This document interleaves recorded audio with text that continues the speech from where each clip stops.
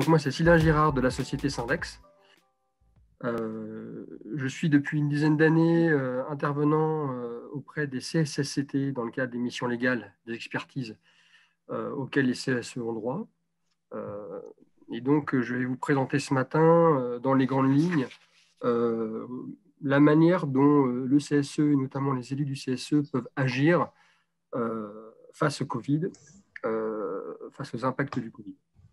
Donc, je vais partager avec vous un document que je vais dérouler. Je pense que je vais essayer de parler environ une demi-heure. Je vais aller à l'essentiel.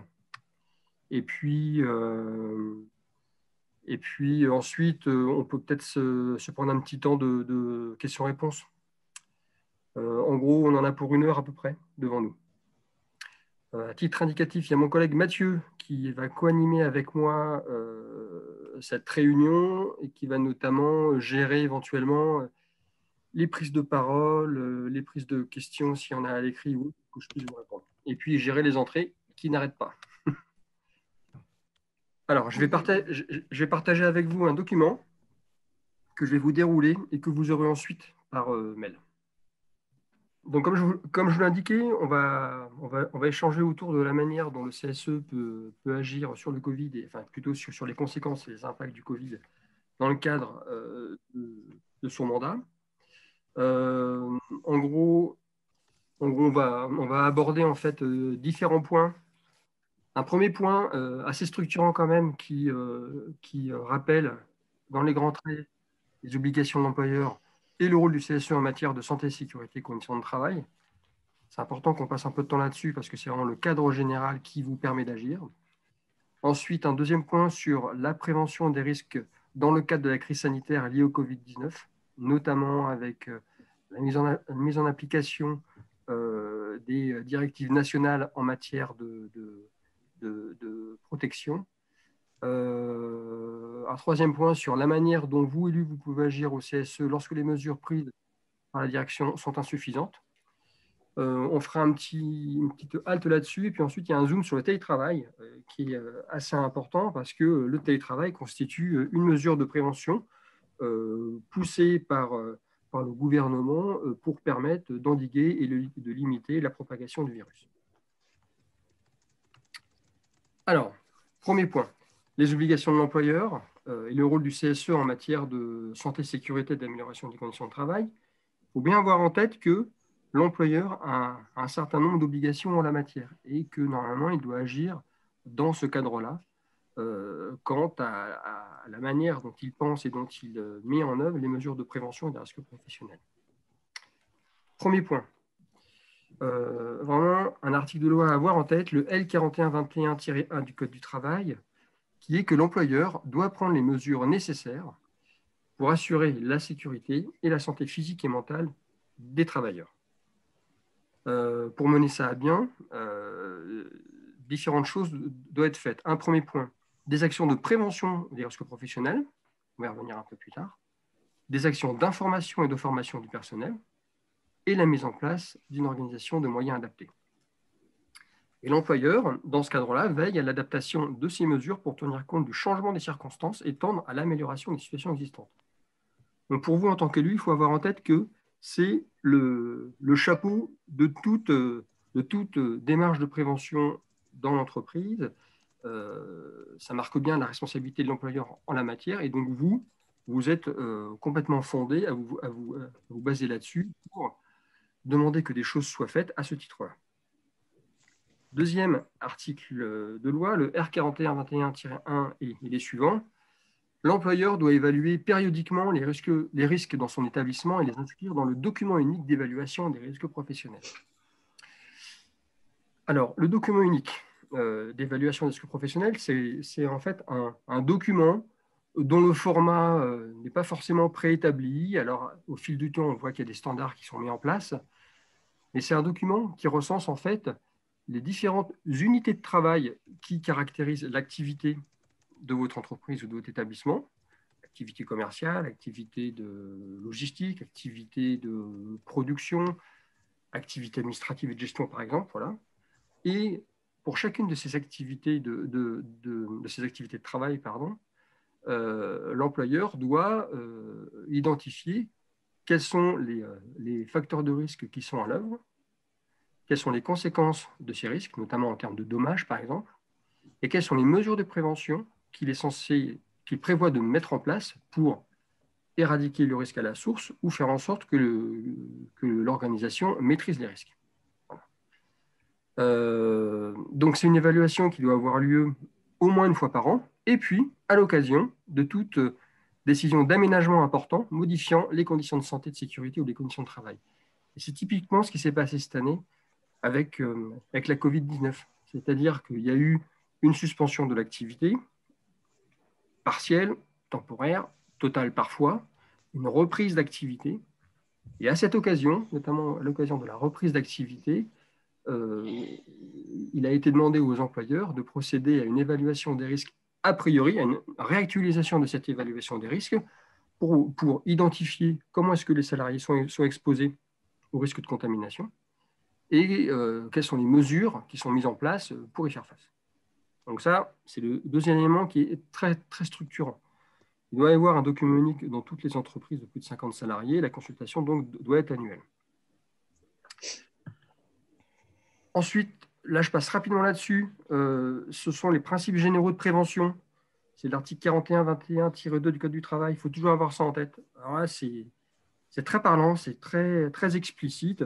Ce sont les grands principes de prévention dans lesquels les actions de prévention doivent être pensées au périmètre de l'entreprise.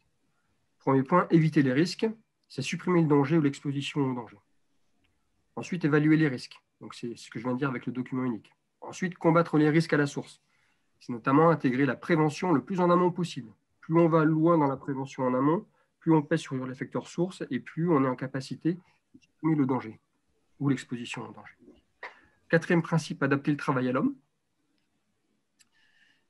Cinquième principe, tenir compte de l'évolution de la technique, c'est-à-dire adapter la prévention aux évolutions organisationnelles et techniques. Remplacer ce qui est dangereux par ce qui l'est moins. Planifier la prévention. Donner la priorité aux mesures de prévention collectives avant les mesures de prévention dites individuelles. Et donner les instructions appropriées aux salariés. Voilà, donc là, ces 9 principes constituent, je dirais, le squelette d'une bonne démarche de prévention qui doit être mise en œuvre.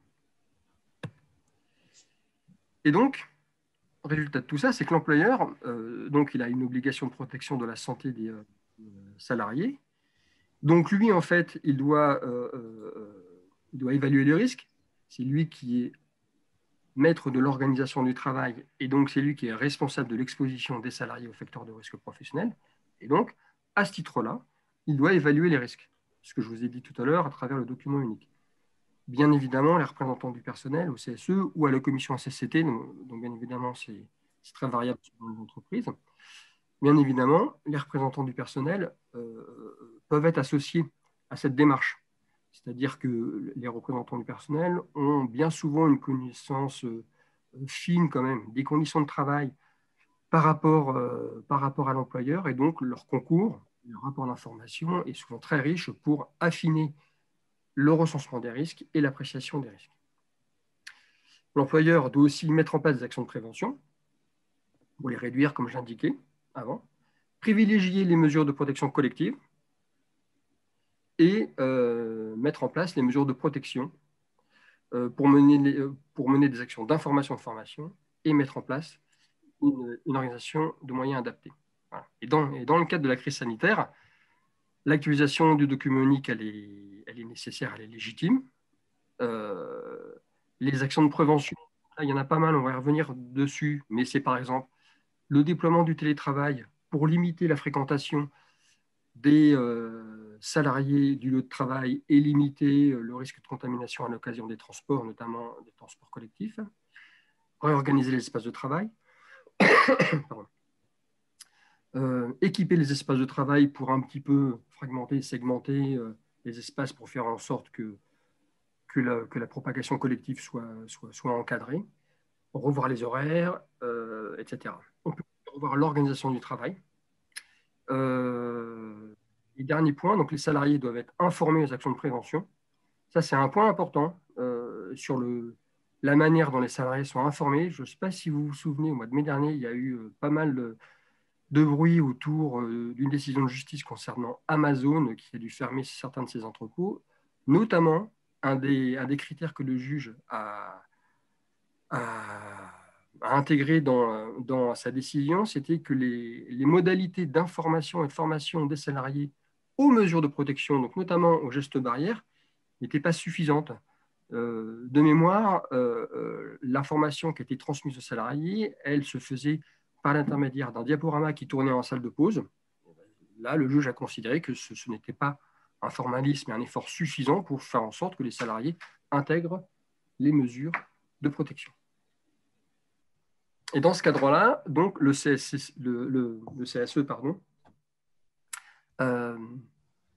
a des responsabilités et des possibilités d'action. Notamment, il procède à l'analyse des risques professionnels sur les conditions de travail. Donc, en ce sens, il peut contribuer à l'élaboration du document unique. Il réalise aussi des enquêtes en matière d'accidents du travail ou de risques de maladies professionnelles.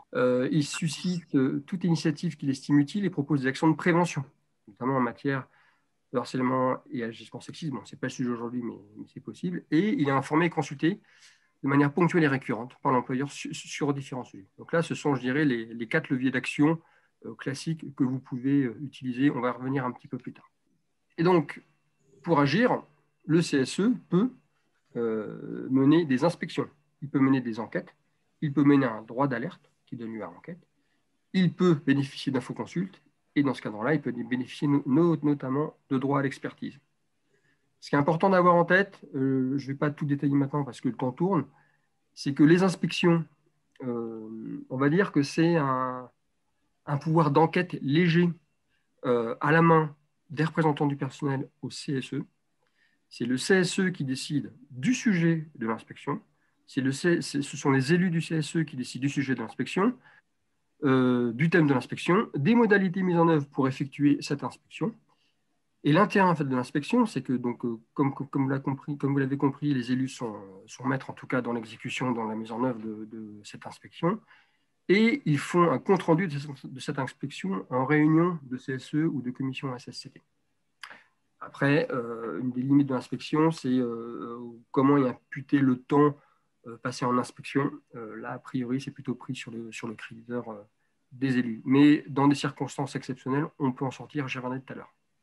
Il y a le droit à enquête. Le droit à enquête suite à accident grave ou maladie professionnelle. Donc là, c'est dès lors qu'il y a un accident grave qui est remonté, l'employeur doit le déclarer. Il doit en informer le CSE et le CSE, dans ce cadre, peut décider de lancer une enquête. Et l'enquête, elle est faite de manière paritaire avec un représentant de l'employeur et un ou plusieurs représentants des salariés du CSE. Voilà pour ce premier bloc. Ensuite, il y a le deuxième bloc sur la prévention des risques en contexte de crise sanitaire, notamment liée à la Covid. Le message qu'on va vous faire passer sur ce point-là, c'est qu'en fait, il y a beaucoup d'informations qui existent et sur lesquelles vous pouvez vous appuyer et vous fonder. Notamment, je passe ce slide, notamment, le gouvernement a mis en ligne depuis le 31 août dernier un protocole national qui expose beaucoup de choses, qui n'est pas très long, qui va faire 15-20 pages à peu près, mais qui dit vraiment l'essentiel sur les mesures à mettre en place, la manière dont c'est mis en place, le cadre dans lequel c'est mis en place, etc. Et donc, vous avez notamment les modalités de mise en œuvre des mesures de protection. Mesures de protection du salarié, les différents dispositifs de protection des salariés, un petit focus sur les tests de dépistage, le protocole de prise en charge d'une personne qui aurait des symptômes du Covid, etc. On va détailler un petit peu ça, mais tout ça, vous l'avez sur Internet. Voilà. Et c'est vraiment accessible à tout le monde. Il faut vous fonder là-dessus. Normalement, l'employeur est censé se fonder là-dessus pour mettre en œuvre une organisation adaptée. Il y a aussi sur le site du ministère du Travail des guides, des fiches conseils par secteur d'activité ou domaine d'activité qui ont été mis en place pour intégrer la prévention des risques professionnels et l'organisation du travail dans notamment la reprise d'activité qui a eu lieu au cours des mois de mai et juin dernier. C'est assez riche. L'intérêt quand même, c'est que une dimension propre à chaque secteur d'activité est prise en compte. En fait, c'est le fruit concrètement de la mise en œuvre des mesures sanitaires issues des différents protocoles nationaux qui ont été mis en place. Ça a pu être fait soit par des syndicats professionnels employeurs ou des fédérations d'employeurs, et aussi parfois avec l'aide d'organisations syndicales salariées.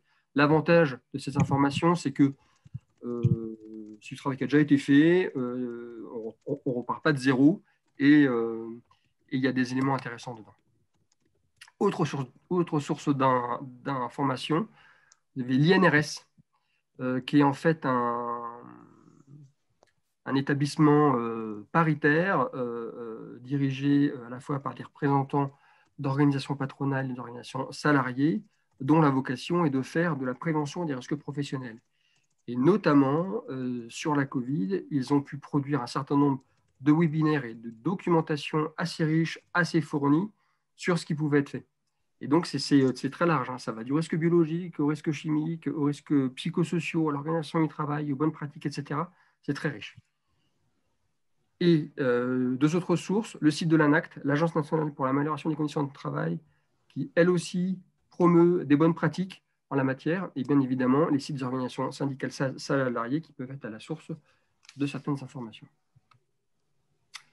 Ce qu'il faut retenir concrètement par rapport au protocole national, l'essentiel en tout cas, c'est que les mesures de production doivent être diffusées auprès des salariés par une note de service, et donc pas simplement par un affichage, je dirais, de ces informations. Elle doit faire l'objet d'une présentation au CSE. Alors, information consulte, on est plutôt sur un cadre d'information quand même. L'idée, bien évidemment, c'est de tirer profit de cette information pour poser des questions et enrichir le programme de prévention qui serait mis en place. Le CSE sera consulté en cas de modification importante de l'organisation du travail. Alors, qu'est-ce que c'est une modification importante ? C'est une réorganisation des espaces de travail, c'est possiblement l'organisation de nouvelles équipes de travail avec de nouveaux horaires de travail, avec de nouveaux chevauchements des horaires des équipes de travail, par exemple. Ça peut passer en consultation. Les mesures peuvent être intégrées dans le règlement intérieur de l'entreprise. On souligne un point, c'est que, de notre point de vue, il faut qu'il y ait un référent Covid qui soit mis en place et qui soit désigné. Son rôle est le suivant, c'est de veiller au respect des gestes barrières et au respect du protocole national. Et donc, finalement, veiller à la bonne déclinaison dans l'entreprise de la note qui aurait été faite par l'employeur sur ce sujet. C'est un interlocuteur des salariés de la direction du CSE, bien évidemment. Alors, en fait, on va souvent retrouver plutôt des personnes en charge de la santé et de la sécurité sur ce sujet-là. On pense que ce n'est pas une bonne idée que ce soit un membre du CSE qui prenne ça en charge. En revanche, les membres du CSE ont pour rôle de s'assurer que tout ça est bien mis en œuvre et puis de faire remonter les éléments terrain permettant de corriger les choses et d'améliorer les pratiques. Et les équipes des services de santé au travail peuvent conseiller et accompagner les employeurs, les salariés et les représentants du personnel pour la définition et la mise en œuvre de ces mesures. Ils ont un rôle de conseil finalement qui peut vraiment être mis à profit pour intégrer tout ça. Les principales mesures. Sylvain, oui. Mathieu, je t'arrête juste une petite seconde. Il y avait une question de Clémence, en fait, sur la valeur juridique de ce protocole. Et notamment, tu confirmes qu'il est bien obligatoire de désigner un référent Covid. Caractère obligatoire du référent Covid, alors là, c'est question... Enfin, je ne sais pas répondre comme ça en tant que tel. En tout cas, dans l'esprit, il faut avoir en tête que l'employeur a des obligations en matière de santé et sécurité, qu'à ce titre-là, il doit faire une évaluation des risques, et qu'à ce titre-là, il doit mettre en œuvre un programme de travail et un plan d'action. C'est la déclinaison, finalement, de tout ce que j'ai dit. Après, est-ce que c'est obligatoire d'avoir un référent Covid ? Le protocole national le pousse. Quel est le caractère litigieux, en tout cas, de ne pas mettre un référent Covid ? Là, j'ai un point d'interrogation. Peut-être qu'on peut botter un petit peu en touche en posant la question, au bout du compte, qui pilote ça ? Qui le contrôle ? Qui le met en œuvre dans l'organisation ? Et l'intérêt d'avoir un référent Covid, c'est d'avoir une personne en responsabilité identifiée permettant de prendre tout ça en charge. Je laisse continuer. OK. Pour rentrer plus dans le détail, ce que pousse le protocole national en matière de mesures à mettre en place, finalement, pour lutter contre la propagation de virus, parce que c'est ça le sujet, il y a toute la question de la distanciation physique. Concrètement, il faut 1 mètre devant soi, 1 mètre à droite, à gauche, 1 mètre derrière, ce qui fait à peu près 4 mètres carrés par personne. Dans le plan d'activité, il est recommandé en tout cas de mettre en place un plan de gestion des flux de personnes. L'idée, c'est d'avoir un flux entrant, un flux sortant pour éviter que les gens se croisent trop. Bien évidemment, ça va concerner particulièrement des zones comme l'accueil, par exemple. Il faut intégrer la manière dont on accueille les personnes extérieures à l'entreprise, les clients, les fournisseurs, etc. Tout ça peut être précisé et défini pour limiter finalement les contacts. On peut aussi déterminer des zones d'attente dans lesquelles les gens attendent avant de pouvoir circuler selon le plan de flux établi précédemment. Un point quand même important, éviter le partage des outils de travail. Alors ça, c'est une évidence finalement. Et dans la mesure où pas mal d'entreprises ont développé des organisations basées sur du flex office, c'est-à-dire qu'en gros, des organisations où il n'y a plus de postes de travail attribués et les postes de travail sont partagés entre l'ensemble des salariés. Voilà, ça pose vraiment la question de la bonne mise en œuvre de ce flex office. C'est particulièrement vrai, bien évidemment, pour les activités de service où c'est pas mal déployé. Donc, a priori, il est recommandé de ne plus mettre ça en œuvre, mais d'affecter un poste de travail à un salarié de manière fixe. Il convient aussi d'éviter les postes en face à face au bureau. Voilà, donc on se met plutôt en diagonale pour éviter les projections possibles. Laisser les portes ouvertes, voilà, pour que l'air circule, parce qu'il y a tout le sujet comment est-ce que le virus se propage. Certes, c'est par le contact manuel, notamment quand on se touche le nez, la bouche, etc., mais aussi par circulation dans l'air. Un gros point sur le nettoyage et la désinfection des locaux. Alors, il convient d'aérer régulièrement les locaux, de s'assurer que la ventilation tourne bien et fonctionne bien. Donc, normalement, ce genre de dispositif, ce genre de ventilation peut être inspecté par des organismes de contrôle de genre d'appareils. Sûr que c'est essentiel, il faut que la ventilation elle fonctionne bien. L'usage du ventilateur, il n'est pas recommandé parce que ça projette sur la personne de l'air et donc possiblement des particules ou des éléments du virus. Bien penser, bien mettre en place un plan de nettoyage avec la définition de ce qu'on fait dans le nettoyage, à quelle fréquence, qu'est-ce qu'on nettoie. Typiquement, il faut nettoyer régulièrement les parties, les poignées par exemple, ou les boutons d'ascenseur qui sont utilisés régulièrement par les personnes. Bien évidemment, nettoyer fréquemment les surfaces fréquemment touchées. Et puis une attention particulière aux toilettes avec un nettoyage, une désinfection. Voilà, moi, je ne vais pas rentrer là-dedans, c'est pas très glamour. Renouveler l'air fréquemment aussi. Le port du masque est systématique, il doit être porté correctement. Donc, vous le savez, normalement, il doit être changé toutes les 4 heures et porté selon une manière adaptée pour faire en sorte que ce moyen de prévention soit effectif. Les gestes barrières aussi, donc il y a le lavage des mains. Et puis, il y a dans le protocole... Allô ? Il y a le sujet de l'isolement des personnes qui ont des symptômes. Il est recommandé d'isoler la personne dans une pièce dédiée et aérée, mobiliser le professionnel de santé dédié à l'établissement pour accompagner cette personne et le fait de contacter le médecin du travail, de demander à la personne de contacter son médecin traitant. Voilà un premier volet dans les grandes lignes sur le Covid, les mesures barrières, etc. Quelle heure il est ? Il est 11h30. Je vais juste avancer 5 minutes votre rôle en tant qu'élu, et puis ensuite on reviendra sur des détails en fonction de vos questions. Alors vous, comment est-ce que vous pouvez agir? Donc on indique que vous pouvez agir pour veiller, bien évidemment, à ce qui doit être mis en place est effectivement mis en place, améliorer les choses, vous pouvez agir et vous pouvez aussi proposer. Alors, votre rôle en tant qu'élu. De notre point de vue, il est important que vous bénéficiez de temps de travail spécifique en CSE ou en commission HCCT dédié à la gestion de la pandémie. Alors, ces temps, à quelles occasions est-ce qu'ils peuvent être mobilisés? À l'occasion de nouvelles mesures d'adaptation qui seraient mises en œuvre au regard des mesures nationales qui sont préconisées, et donc avec l'adaptation de l'organisation des gestes barrières. Il peut être intéressant de constituer une commission paritaire Covid.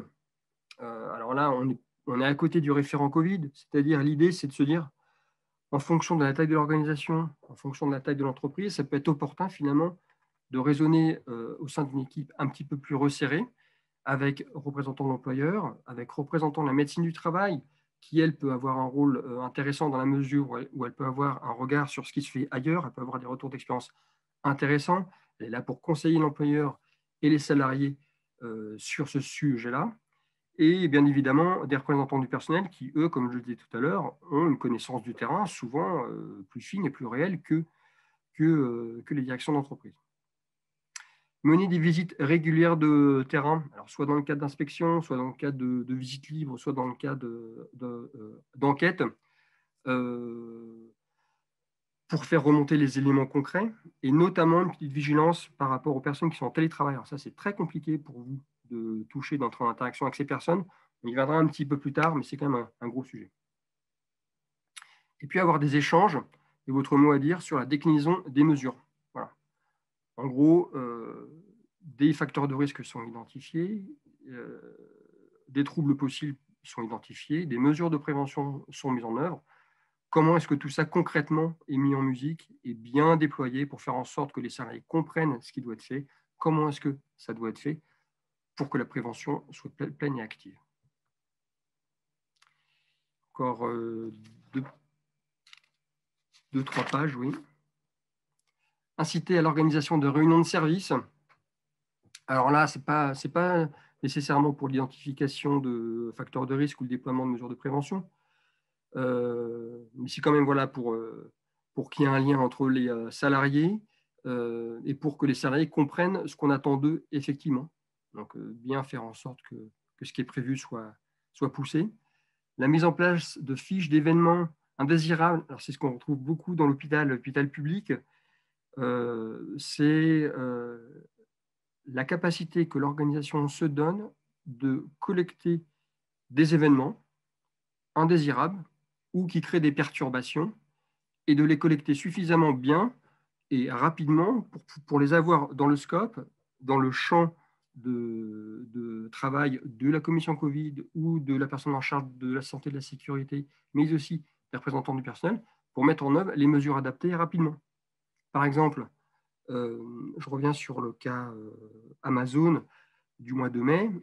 Un des problèmes aussi qu'il y avait eu chez Amazon, c'était que pour les sous-traitants ou les intérimaires qui venaient travailler dans les entrepôts, ces personnes n'avaient pas d'espace dédié pour poser leurs effets personnels. C'est-à-dire qu'il y avait des endroits où un amas de manteaux, de vestes, de sacs d'intérimaires et de sous-traitants existait, et tout ça était entassé. Bah là, en matière de possibilité de propagation du virus, il n'y avait pas mieux. Donc ça a été un des éléments qui a contribué à la suspension d'activité d'Amazon. Voilà, typiquement, c'est un élément concret du terrain qui remonte et qui peut être pris en compte. Et puis, la mise en place d'un fichier de suivi des difficultés et anomalies, donc c'est assez proche de ce que je viens de dire, et des actions mises en œuvre pour y remédier. Voilà, l'idée, c'est d'apprendre et de s'améliorer en continu sur l'identification des problèmes et les mesures en face qui sont mises en place. Lorsque les mesures de protection sont présentées par la direction, il me semble important que vous, élus du CSE, vous analysiez et discutiez les mesures de prévention, de protection présentées bien évidemment en CSE. Demandez des précisions sur les mesures présentées. Comment est-ce que, voilà, enfin, la question c'est le pourquoi, qu'est-ce que ça va permettre de résoudre comme difficulté et comment est-ce que c'est mis en œuvre. Comment est-ce que c'est communiqué, comment est-ce qu'on s'assure que les salariés intègrent bien les actions à mettre en place. Troisième point, quelle compatibilité avec la manière dont le travail se réalise réellement. Donc là, on est toujours sur un sujet, comment est-ce que les mesures de prévention sont réellement applicables au regard de l'activité de travail des gens. Voilà, typiquement pour des personnes qui vont en clientèle, pour des commerciaux, pour des consultants, pour des intervenants extérieurs, etc. Comment est-ce que l'organisation intègre le fait que ces salariés, en se déplaçant chez les clients, sont exposés à un environnement et donc possiblement à des facteurs de risque que l'entreprise employeur ne maîtrise pas. À minima, il faut demander, il faut faire en sorte que le salarié demande le plan de prévention dédié au Covid de l'entreprise qu'il accueillerait pour que lui s'intègre dans ces dispositions. Demandez des précisions aux mesures complémentaires lorsque les mesures présentées par la direction vous paraissent insuffisantes, bien évidemment. Voilà. Et j'en terminerai là-dessus, puis ensuite, on va se laisser un petit temps de questions-réponses. Il est 11h35. Toujours avoir en tête que l'actualisation du document unique des risques professionnels, certes, fait le focus sur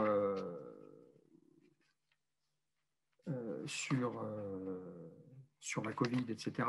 Mais attention en fait aux nouveaux risques qui pourraient émerger, notamment les risques chimiques liés à l'utilisation de différents produits de désinfection. Alors sur le risque chimique, il y a un cadre juridique assez particulier, mais en fait, il faut avoir ça dans le scope.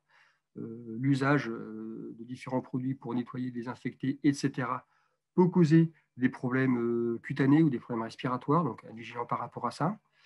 Il y avait la question du risque biologique à l'occasion de la fermeture de locaux durant une durée assez longue, où là, il y avait le risque que la légionelle se développe. Il était recommandé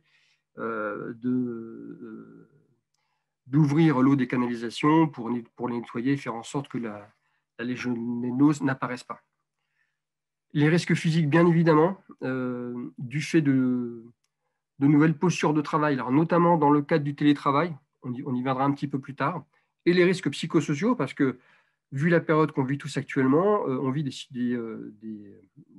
situations de travail assez particulières. La peur de perdre son emploi, par exemple. Le fait d'être isolé lorsqu'on est en télétravail, c'est le cas pour certains, ce n'est pas le cas pour d'autres. Il ne faut pas généraliser, mais en même temps, c'est un risque d'isolement qu'il faut intégrer. La perte de sens liée au travail, vu la période que nous vivons tous. Des relations dégradées, dès lors que les collectifs de travail ne sont plus en place, on peut voir apparaître ce genre de problème. Et puis, un risque d'intensification, de complexification du travail, du fait du travail à distance, du fait de travailler avec de nouveaux outils, du fait de communiquer davantage par mail, etc. Et je vais arrêter là-dessus pour vous laisser poser des questions. Le crédit d'heure, un point important pour vous. À l'occasion de circonstances exceptionnelles, et donc on est quand même plutôt là-dedans depuis quelques semaines, quelques mois maintenant, le nombre maximal d'heures de délégation peut être dépassé en cas de circonstances exceptionnelles, comme l'indique l'article 2314-1. Et il me semble évident qu'à l'occasion de la crise sanitaire, on est pleinement là-dedans. Voilà. Mathieu, je ne sais pas si tu as des questions. Alors attends, il y a eu effectivement une ou deux questions sur le groupe. On a eu une question de Christelle qui demandait: la direction a-t-elle le droit de réclamer le résultat des tests Covid d'un salarié et un certificat de la médecine du travail certifiant l'aptitude du salarié à revenir travailler? Alors, le résultat du test Covid, je ne vois pas pourquoi l'employeur devrait en avoir connaissance. Parce qu'en fait, le salarié qui a des symptômes et qui est en situation de maladie, finalement, dans un premier temps, il s'absente, il est en arrêt. les raisons de son absence n'intéressent que le salarié, je ne vois pas pourquoi l'employeur chercherait à avoir cette information, éventuellement pour se préparer à une reconnaissance de maladie professionnelle sur ce sujet-là. Là, point d'interrogation. Faudrait un peu creuser avec la personne qui a posé la question. Je ne vois pas l'intérêt, en fait. Et puis ensuite, avoir un certificat de reprise ou d'aptitude. En fait, si l'arrêt de travail prend fin, normalement, le salarié doit reprendre son activité professionnelle. Alors après, il y a des pathologies qui ont été listées par le Haut Commissariat. Alors, je ne sais plus trop à quoi. Enfin, en gros, des maîtres en matière de santé qui ont listé en fait les pathologies à risque dans le cadre d'une exposition à la Covid. Et donc, pour ces personnes, effectivement, il peut y avoir un sujet particulier sur comment est-ce que ces personnes peuvent revenir travailler, qu'est-ce qu'on met en place pour que ces personnes reviennent travailler. Et notamment, le travail à distance est un moyen pour eux de reprendre le travail. Donc ça y est, j'ai réactivé tous les micros. Christelle, est-ce que vous voulez compléter et réagir à ce que vient de répondre Sylvain? Alors, bonjour à tous. Bonjour. Effectivement, la personne concernée a eu un résultat négatif, donc il lui réclame quand même. Alors, juste pour petit rappel, moi je suis déléguée syndicale dans une entreprise privée, mais je suis fonctionnaire titulaire. D'accord. Donc je suis salariée du CHU. La personne concernée, enfin les deux personnes concernées, parce qu'on en a deux, étaient négatives.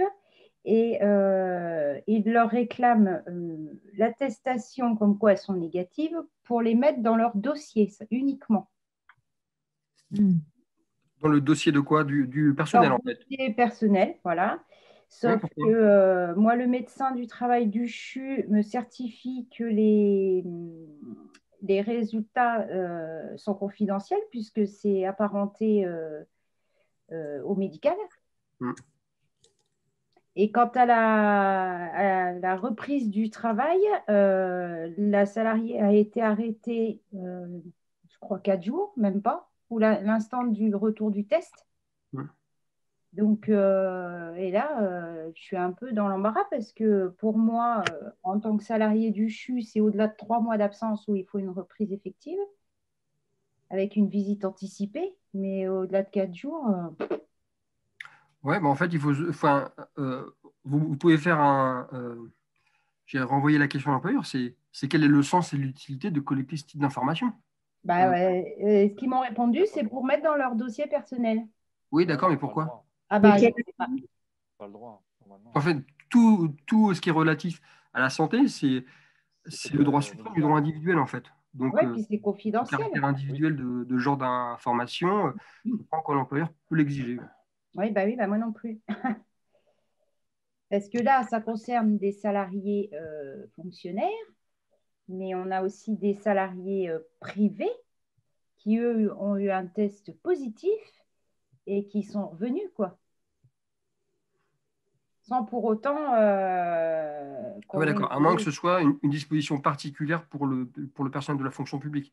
Voilà, je ne peux pas vous répondre à la volée, là. Il faut vraiment qu'on recherche. D'accord.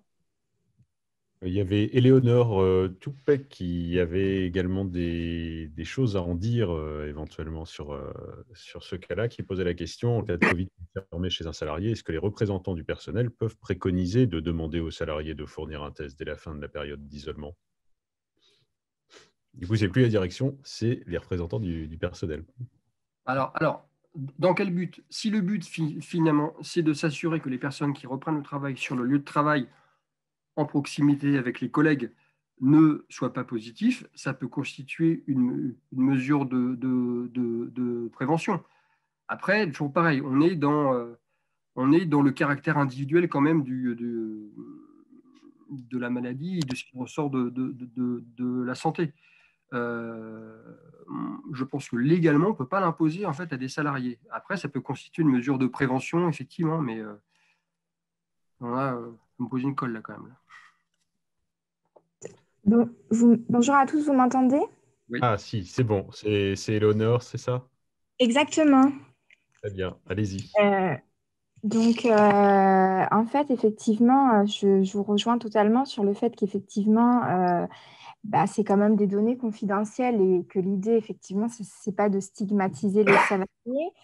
Mais il y a pu avoir des débats aussi, notamment sur la façon dont les tests sont réalisés, parce que Allez-y, continuez. Ah, on vous a perdu là. Ah. Éléonore? Peut-être qu'Éléonore, vous pourrez éventuellement, quand vous aurez retrouvé votre micro, reprendre là où vous en étiez. Il y a Cyril Gouret qui a levé la main pour prendre la parole. Cyril, vous voulez intervenir? Vous m'entendez? Est-ce que vous m'entendez? Oui. Oui, assez faiblement. Si vous pouvez D'accord. vous rapprocher de votre micro ou augmenter un C'est peu, mieux là? augmenter C'est le mieux là? volume. Oui. Oui. Là, c'est mieux là? Oui. C'est mieux. Vous m'entendez? Oui. Oui, concernant les données personnelles concernant les salariés au niveau de l'industrie, nous, on est équipé d'une caméra thermique à l'entrée du site. Et il est strictement interdit de faire des relevés de température. C'est-à-dire qu'on ne doit pas consigner les températures par rapport aux individus. On doit juste marquer OK ou non OK. C'est tout. Point. Donc, ça rejoint un peu tout ce qu'on parle au niveau confidentialité et secret médical des salariés au niveau des tests Covid. Voilà. C'est tout. Oui, effectivement, une entreprise ne peut pas obliger un salarié à... Non. Attendez, parce que là, du coup, parce que là, j'ai une petite anti-sèche sur le protocole national avec des infos là-dessus. On doit déterminer un seuil d'admission. On doit Ouais. déterminer un seuil d'admission OK ou non OK. Hein, si c'est du temporal, si c'est nous, c'est dans le creux de l'œil. Hein, la caméra thermique mesure dans le fond de l'œil, en fait. Et il y a un seuil qui dit en fait feu vert, feu rouge, quoi. Hein. Mais en fait, on n'a pas lieu de consigner l'individu entrant sur un site, un salarié membre, salarié de l'entreprise ou même des intervenants extérieurs. On n'a pas lieu de nommer et de noter, de recorder les données, ne serait-ce que de la température. Alors pour le reste, au niveau du test Covid, c'est la même chose. On ne doit pas exiger, comme j'ai pu voir, des tests positifs ou négatifs. Oui, notamment la CNIL, je crois, avait fait une sortie sur... Oui, c'est la CNIL, oui. Que l'employeur n'avait pas la possibilité de collecter des données individuelles et de les stocker voilà, pour substituer. Voilà. Bon, là, c'est dans l'industrie. Hein. C'est dans l'industrie. Hein. Oui, mais ça ne change rien. Là, on parlait d'un CHU tout à l'heure, donc c'est peut-être, il y a peut-être au niveau du règlement intérieur, il y a peut-être des choses qui ont dû être exigées ou précisées à l'intérieur. Après, il faut voir le contenu de leur règlement intérieur. Après, si ça a été accordé, si ça a été ratifié par les représentants du personnel, pourquoi pas, hein, après. Il y a d'autres questions? Voilà. Il y avait Éric Maître. Éric, je ne sais pas si vous pouvez réactiver votre micro, sinon vous avez envoyé vos 3 questions sur le chat. La première étant, est-ce que la direction a toute latitude pour désigner le référent Covid ou doit-elle discuter avec le CSE, discuter étant entre guillemets? La deuxième, l'entreprise doit-elle avertir l'ARS s'il y a un cas déclaré? Il y a quelqu'un qui a son micro d'ouvert là. Quelqu'un qui a son micro d'ouvert à côté, c'est pas très agréable. Voilà, merci. Donc, deuxième question, l'entreprise doit-elle avertir l'ARS s'il y a un cas déclaré? Et sa troisième question, est-ce qu'il y a un nombre maximum de cas dans une entreprise qui peut conduire à sa fermeture? Est-ce qu'il y a un seuil? Alors, sur le premier point, oui, l'employeur émet dans la désignation du référent Covid et souvent, on a plutôt des personnes qui sont en charge de la santé et de la sécurité sur ce rôle-là. Bien évidemment que ça peut être partagé et discuté avec les instances représentatives du personnel. Après, en fonction du dialogue social local, j'imagine qu'on a différentes configurations. Sur la dernière question, c'était quoi? Sur le nombre de personnes qui sont affectées pouvant donner lieu à la fermeture? C'est ça? Et oui, c'est ça. Est-ce qu'il y a un nombre maximum de cas dans une entreprise qui peut conduire à la fermeture de l'entreprise? Alors, je ne sais pas s'il y a un nom, mais j'imagine que du coup, ce sont les autorités sanitaires qui peuvent éventuellement avoir ce pouvoir. Mais je n'ai pas entendu parler de ratio ou de taux permettant d'acter une décision de fermeture ou non. C'est vrai qu'on a entendu au cours des derniers mois le fait qu'il y ait des clusters dans certaines activités, notamment tout ce qui était abattoir, etc. Et ça avait donné lieu à des mesures très particulières en l'occurrence. Je reviens sur le point là, sur la prise de température. À titre indicatif, le ministère du Travail ne recommande pas le contrôle de la température à l'entrée des établissements et des structures. Les entreprises qui le souhaitent peuvent organiser un contrôle de la température des personnes en entrant sur le site dans le respect de la réglementation en vigueur, notamment tout ce qui concerne les éléments d'alerte de la CNIL. À ce titre, doivent être exclus les relevés obligatoires des températures de chaque employé ou visiteur dès lors qu'ils seraient enregistrés dans un traitement automatisé ou un registre papier. Voilà. Et puis ensuite, doivent être exclus les opérations de captation automatisée de température ou moyens d'outils tels que les caméras thermiques. Alors, par rapport à ce que vous disiez, je ne sais pas si vous êtes dans les clous par rapport à ça.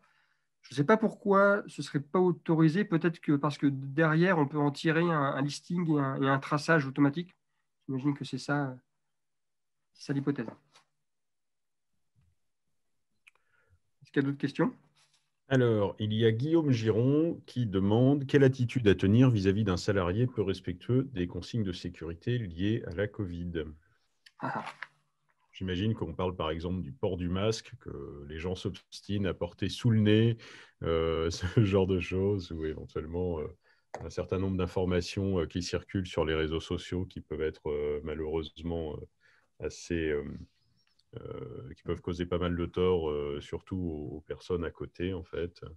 Ça peut être assez dommageable. Alors, en fait, les mesures de protection qui sont poussées par le protocole national et déclinées en local finalement dans chaque organisation doivent être appliquées. Et à ce titre-là, l'employeur a la possibilité de sanctionner, par exemple, un salarié qui ne porterait pas le masque. L'employeur doit prendre les mesures pour que les mesures de protection soient mises en place. Si un salarié ne l'accepte pas, il peut être sanctionné. Alors, le caractère de la sanction, je ne sais pas ce que ça peut donner, mais en tout cas, l'employeur est dans son bon droit que de faire exécuter les mesures qu'on lui demande de mettre en œuvre, ce qui paraît complètement normal. Alors, la sanction, on a Éléonore qui est... Pardon. Je sais pas, c'est un rappel à l'ordre, je ne sais pas, c'est un avertissement. Là, on rentre dans du contentieux, quoi, finalement, du contentieux individuel. Je n'ai pas d'éléments de retour là-dessus, mais en tout cas, l'employeur est fondé à agir de la sorte. On a Éléonore qui est revenue après une panne d'ordinateur, donc qui posait la question tout à l'heure, est-ce que les représentants du personnel peuvent préconiser de demander aux salariés de fournir un test dès la fin de la période d'isolement? Éléonore, est-ce que vous aviez eu votre réponse? Ah, Éléonore a eu sa réponse, mais... mais elle n'a pas son micro d'activer. Bon, on va appeler ça les joies du direct. Guillaume, le CSE d'Aldev, qui précise que pour nous, ce sont les sanctions comme celles spécifiées dans le règlement intérieur pour la question du non-respect, effectivement. Et Guillaume Giron qui demande est-ce que ce protocole pourrait être appliqué par extension à la grippe saisonnière et pas uniquement au Covid? Ah, bah, c'est intéressant, ouais, parce que, alors, bien évidemment, ça n'a pas de sens que d'appliquer à la lettre et de plaquer les recommandations, les mesures de protection liées à la Covid, à la grippe. En revanche, ce qui est intéressant, c'est que avec cette période, on apprend collectivement, d'une certaine manière, à vivre en collectivité et en même temps à maîtriser, à faire en sorte de maîtriser la propagation d'un virus. Donc, je dirais, ça peut être intéressant de s'inspirer de ce qui aurait été appris, de ce qui aurait été effectif, de ce qui aura produit du résultat pour limiter les contaminations liées au VERS et de s'en inspirer pour développer des mesures de prévention associées à la grippe. Après, j'imagine que ça dépend beaucoup des secteurs d'activité. Parce que dans le secteur sanitaire, par exemple, il peut être, il y a des hôpitaux qui peuvent recommander la vaccination annuelle contre la grippe, par exemple, pour éviter que les personnels soignants ou en proximité avec les malades ne contaminent des personnes souffrantes ou fragiles, par exemple. Ça, c'est une mesure de prévention qui existait avant la Covid, par exemple. Voilà, donc oui, pourquoi pas dans l'esprit. Après, je ne sais pas si c'est souhaitable de continuer à travailler de la sorte avec les masques, les distances sociales en permanence. En permanence, je ne suis pas sûr qu'on y gagne tous véritablement. On a Léonore qui a réussi à réactiver son micro. Excusez-moi. Allez-y, Léonore. Désolée, donc pour tous ces aléas. Donc, ce que je disais tout à l'heure, donc avant que ça coupe, effectivement, c'est vrai que c'est un peu délicat en fait de demander un nouveau test, en tout cas un test récent pour que le salarié reprenne son poste de travail en sécurité pour lui et pour ses collègues. Néanmoins, en fait, nous, on a pu avoir un cas un peu atypique où le salarié, en fait, il a voulu refaire un test en fait, à la fin de la période d'allemand. Et en fait, il était toujours positif, alors que le délai des 14 jours, il était quand même passé. Donc, si en fait, il ne nous avait pas sollicité, parce que du coup, nous, l'entreprise nous en informe systématiquement dès qu'il y a un cas Covid positif sur chaque établissement, c'est vrai qu'on n'aurait pas pu savoir ça, en fait. Et du coup, effectivement, ça fait courir d'autres risques aux autres salariés. Ouais, après, le plus simple, au-delà du certificat, pourquoi est-ce que l'employeur, ayant connaissance finalement du caractère positif de la personne malgré les 14 jours, donc c'est ça qui est un peu surprenant, pourquoi ne pas simplement se dire, bon, on attend la période de mise en attente et de mise en rentrée du salarié pendant X jours supplémentaires et la personne revient au boulot après le temps préconisé qui est déterminé par le protocole national. Là, je crois que c'est 7 jours maintenant. Voilà. Pour les cas contacts. Ah oui, c'est les cas contacts, c'est 7 jours. C'est les cas contacts, 7 jours. Mais du coup, pour les cas positifs, on est à 14 jours. Donc, normalement, il devait être entre guillemets, être en mesure de reprendre son poste de travail au bout de 14 jours. Mais là, en l'occurrence, ce n'est pas le cas. Donc, c'est peut-être un petit peu un cas délicat parce que la première fois, il avait fait un test sur une narine. Donc, il avait fait un test PCR sur une narine. Et du coup, pour reprendre, il a dit qu'il avait fait le test sur 2 narines. Donc, après, on ne va pas rentrer dans le débat de la fiabilité des tests. Ils sont valides quand on les fait à un certain moment aussi. Peut-être que le plus simple, c'est de s'entendre sur un rallongement de sa période de non-travail pour éviter que le caractère contaminant de cette personne soit présent au travail. Très bien, merci. On a Annette qui demande si la vaccination contre la grippe est recommandée plus fortement avec le Covid encore actif en ce moment. Je ne sais pas. Moi, je n'ai pas l'impression. Je ne sais pas. Non, je n'ai pas de réponse par rapport à ça. Je ne peux pas vous répondre. Mais on est sur un autre sujet, là. On est sur une autre maladie. Bon. Il me semble, a priori, il n'y a plus d'autres questions. Est-ce qu'il y a des gens qui veulent intervenir directement? Sinon, je peux peut-être poursuivre en 5 minutes. Quelle heure il est? Il est déjà midi. En 5 minutes, je voulais simplement vous pousser 2-3 pages. Que peut faire le CSE lorsque les mesures prises par la direction sont jugées insuffisantes par vous? Voilà, donc en fait, on dit simplement 3 choses. Il y a 3 actions à mener.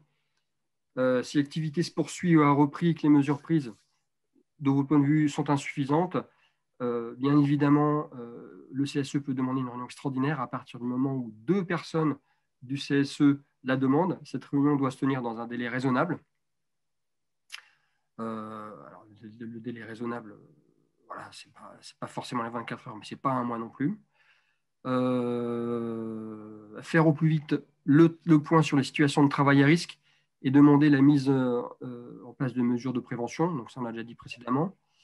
Dans la réunion extraordinaire, vous pouvez bien évidemment inviter des personnes extérieures, notamment le médecin du travail, l'inspecteur du travail, les contrôleurs CARSAT. Ces personnes, enfin, notamment le médecin du travail et les contrôleurs de la CARSAT, ont des retours d'expérience, je dirais, intéressants à partager. Deuxième action, saisir l'inspection du travail. Voilà, parce que le rôle de l'inspecteur du travail, c'est aussi de rappeler ce que doivent faire les différentes parties. Et à ce titre-là, il est complètement fondé à rappeler les obligations de l'employeur en matière de santé et sécurité. Et il est en capacité, finalement, de juger, d'évaluer le caractère préventif des mesures qui sont prises. Et dernier point, déclencher un droit d'alerte en cas de danger grave et imminent. Donc là, bon, c'est une procédure un peu particulière. Il peut y avoir un droit de retrait individuel, il peut y avoir une déclaration de danger grave et imminent qui, normalement, en fait, on consigne ça dans un registre et ça doit donner lieu à la suppression du risque. Si l'exposition au danger est supprimée, on lève en accord avec le CSE le caractère grave et imminent du danger. Si ce n'est pas le cas, il y a une enquête paritaire qui est mise en place. Elle est faite à la fois par un représentant du CRCE, un représentant de l'employeur. Si les deux parties sont d'accord sur les facteurs de risque, l'enquête se termine dès lors que les mesures pour lever le danger sont identifiées. Si les deux parties ne sont pas d'accord, c'est l'inspection du travail qui prend la suite. Voilà. Donc voilà, donc ça, vous aurez ça dans le document. Puis ensuite, il y avait un point sur le travail à distance. Je n'ai pas le temps de le développer. J'attire juste votre attention sur le fait qu'il va y avoir un Zoom qui va être organisé, je crois, dans les 8-10 jours sur le sujet du télétravail en tant que tel. En tout cas, dans le document qu'on va vous envoyer, vous aurez des éléments de repère en la matière. Bon, c'est des simplement pour vous dire que dans le document que vous aurez un zoom sur le télétravail et le travail à distance. Et ce point sera repris aussi à l'occasion d'un autre zoom spécifique sur le télétravail dans les 8-10 jours qui viennent. Il y avait Frédéric Vincent qui a levé la main, qui avait peut-être une dernière question. Oui, vous m'entendez? Si tu as 2 minutes. Oui. Ouais. Oui. Donc, merci pour ce temps. Je suis arrivé en retard. J'ai vu que sur le chat, vous allez mettre le document sur le site web, sur votre site web, c'est ça? Alors, pas le document, on va mettre la réunion enregistrée, on va un petit peu Ah oui, c'est ça. la remonter. Et puis, le document ou sa synthèse, on verra, seront envoyés normalement aux participants. C'est ce qu'on fait en général. Il faut juste que je vois avec Sylvain. Et puis voilà. Uniquement aux participants, en revanche. D'accord. Ouais, donc vraiment, pour terminer, donc le Focus Télétravail, c'est à venir. Et sachez aussi qu'il y a eu un cadrage qui a été produit par le gouvernement sur les modalités de reconnaissance en maladie professionnelle des salariés ayant développé le Covid en lien avec le travail. Donc maintenant, il y a une procédure qui est mise en place. Je ne l'ai pas présenté là, mais il faut avoir ça en tête. Mais sachez que si vous travaillez avec Syndex et si c'est un sujet ou un axe de mission qui vous semble important, vous avez toujours la possibilité de l'intégrer notamment probablement dans le véhicule politique sociale, dans la consultation sur politique sociale avec un axe prévention des risques professionnels pour avoir des informations plus spécifiques sur ce sujet. Voilà, pour moi c'est terminé. Eh bien, bon appétit à tous. Et puis, n'hésitez pas à vous rendre sur syndex.fr sur lequel il y a beaucoup de fiches pratiques, d'informations, des questions qui nous sont posées régulièrement et qu'on met dans une partie mes questions dans laquelle vous pouvez trouver un certain nombre de réponses éventuellement. Et puis aussi de l'actualité sectorielle. Il y a beaucoup de choses. Voilà.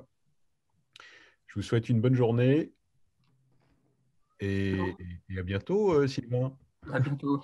Au revoir.